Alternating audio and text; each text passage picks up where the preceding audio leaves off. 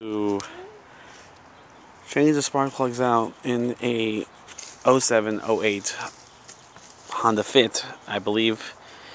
You could also do this with a GE8, which is I think a 09 and up.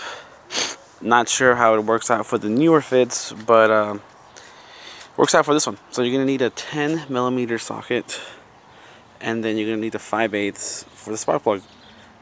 Recommend it's long with a magnet, so that you don't lose the spark plug.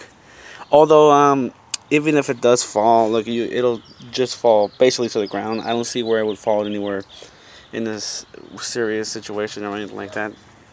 But yeah, it's just gonna be a right here, if you could see, 10mm. Actually, that's for the valve cover. This right here, so 10 on each side of each coil pack. The last one's over here. It looks intimidating, but it really isn't. It's just see, I already did these a little bit. You can see it right there.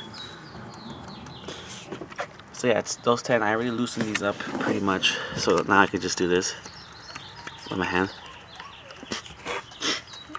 and then this one too, and then the other.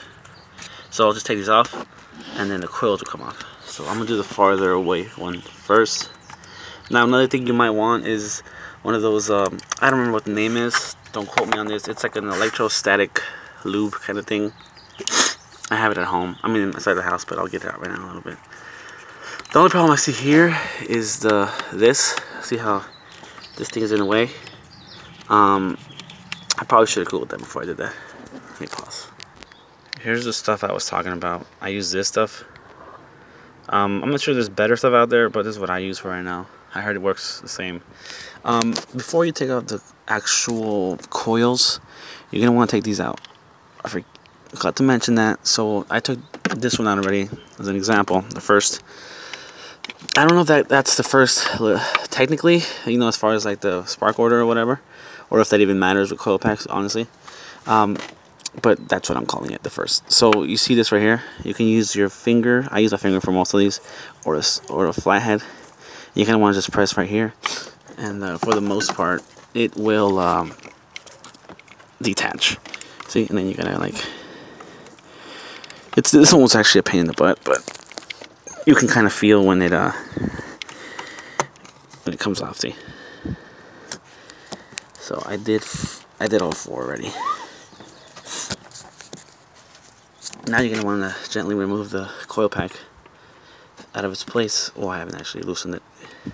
So let me loosen again the 10mm.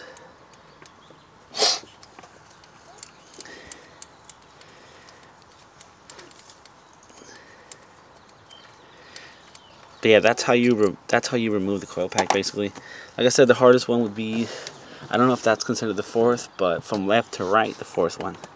And mostly only because this thing is in the way when the coil pack is right here, so to remove it, it's kind of like in the way, whatever. But as long as you unplug this blue connector, you should more than likely be okay.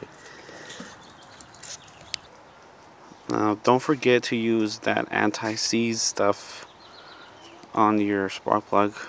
I didn't believe in it before. I know my nails are horrible, don't worry about those.